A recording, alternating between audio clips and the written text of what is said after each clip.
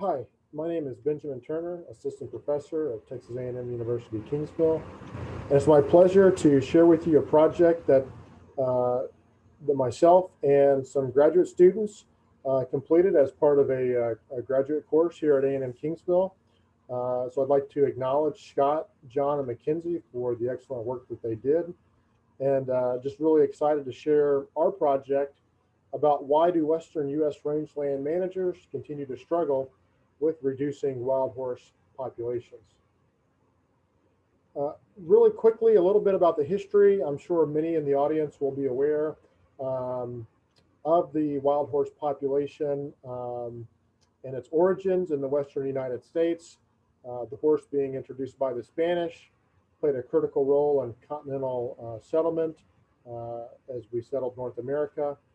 Demand for horses declined post-industrial revolution as we became more mechanized, and those horses that remained on the range were managed by ranchers and mustangers prior to federal oversight. But in pop culture, the wild horse remains an image or a mental model of power, freedom, and the American West, and we see that one of the most notable things we have out there is the Ford Mustang that tries to capture these mental models of the wild horse. More recently, wild horse activism that began really implementing legislation in the 1970s really started to limit some of the things that could have been done or that can be done to manage wild horse populations. So, with restricted management over time and no natural predators, that's led to natural population growth.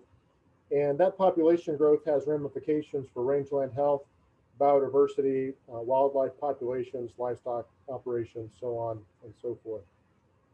What's the current situation? The current population estimate is somewhere around 95,000 total animals. Where those animals reside on the range? Well, they reside on approximately 177 herd management areas across about 32 million acres.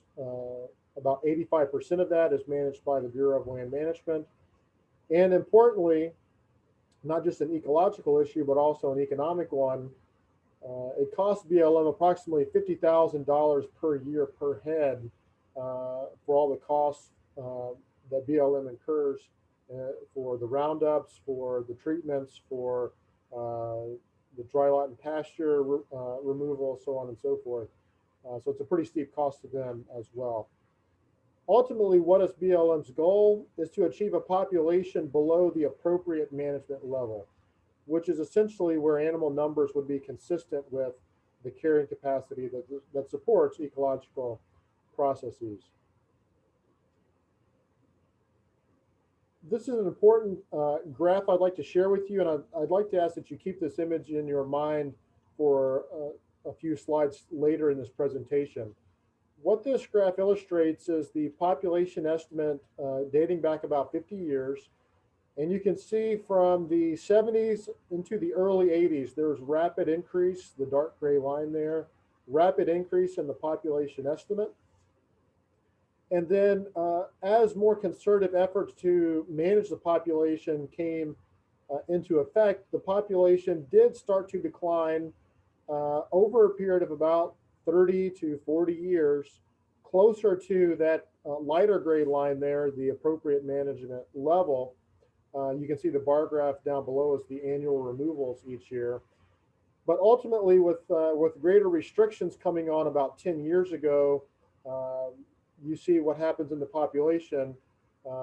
Rapid increase just about the time we are reaching the appropriate management level. And now the current state is about 90 something thousand animals. So I'd like for you to keep this graph in your head, in your mind's eye for a few slides coming up.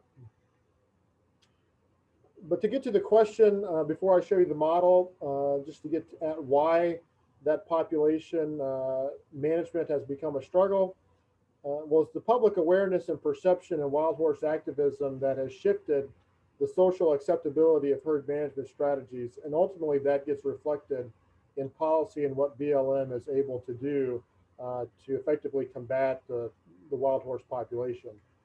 So although the toolbox really hasn't changed all that much, we still have a number of practices and principles by which to manage the population. They're just not as potent. They're not as effective as they used to be, um, given the current conditions. In order to better understand the issue, we developed a model, and so I'll walk you through that quickly and show you what we've learned from that.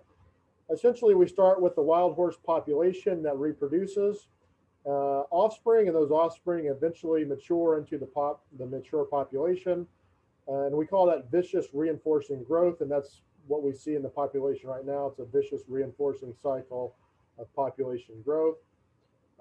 Depending on where the natural carrying capacity is, there might be natural death, but right now certainly the population growth outweighs that the range can hold. What we're really interested in are the effective removal strategies that we might use. And so we've got to remove horses off of the range. And so how do we effectively do that? Well, we compare the population to the appropriate management level. That gives us the estimated desired removals.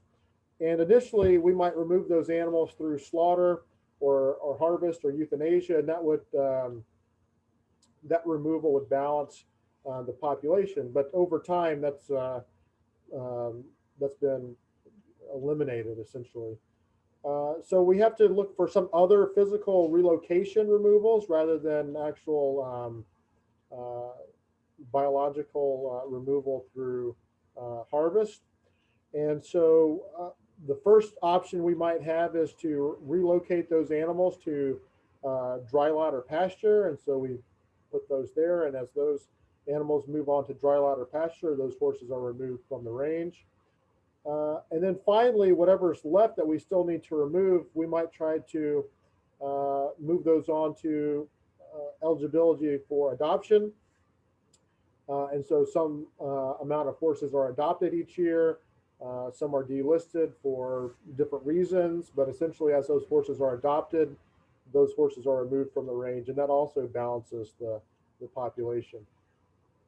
So what have we learned? This is a high level systems model. What have we learned from it?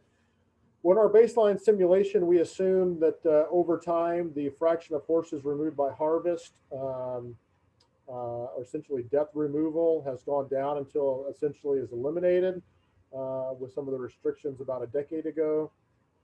Because of that, slowly we've relocated animals to dry lot and pasture until they reach the capacity we have on that land and those facilities, which right now is about 55,000 animals. And then we slowly increase the adoption rate over time to about what the previous 10-year average has been, somewhere around 2,000 to 2,500 animals. And so we increase the adoption rate. And so what does the model show us in terms of a population estimate? Well, if you see here, this is what the model shows. The model predicted population estimate would be. And you hopefully, if you recall that image from a few slides ago, the behavior here mimics very closely the behavior that we have in the data. So that gives us some confidence. If we look out over the next 50 years, given these conditions, what would the population estimate look like? And that continues to grow over the next few decades. Fortunately, in the past couple of years, there's been some adoption incentives to provide financial incentives to private landowners to adopt a greater level of these horses. Well, if we assume that, or if we make a scenario in which those incentives remain in place and the long-term mean is essentially the mean we've seen the past 2 or 3 years with these incentives, which is almost a doubling of the adoption rate, what would happen to the population estimate? We would see that it would correct and bring the population back down to the appropriate management level, albeit it would take somewhere between 40 and 50 years to get near that appropriate management level. What about fertility treatment as a potential high leverage strategy? There's a number of fertility treatments that are in the works or on the table that are being explored and implemented on different management areas. So I don't have time to get into all those, but we just assume if a certain amount of the population is permanently treated and is no longer able to reproduce, what would that look like? And there's a couple of scenarios here. If we treat 10%, 20%, or 30% of the population, you can see here are the results. 10% fertility control would basically balance the population where it is today. 20% would bring it down to the AML in several decades, whereas a 30% fertility treatment would achieve the AML in about a decade or so. So much higher leverage strategy to be explored. Ultimately, the issue remains polarizing and divisive. And as I said before, public opinion and social acceptability really will be a catalyst. And that's where compromise really becomes a critical, essential strategy. And I think this article by Cheng really summarizes it well. Long-term resolution will likely depend on a strategic combination of fertility control, adoptions, and land acquisitions via grazing lease buyouts, along with a shared understanding among community members, public servants, and advocacy groups about what a healthy ecological balance looks like across the sagebrush landscape of the West. And in our experience, a systems thinking approach aids in that compromise and benefits stakeholders through an interactive mechanism to evaluate trade-offs, as I've tried to show in the few scenarios that I've shared. You can pause the video here for further reading. All of these resources provide great information about the issue. And we welcome discussion, questions, comments, and ideas for future applications and extensions. Thank you for your time and interest in watching our video.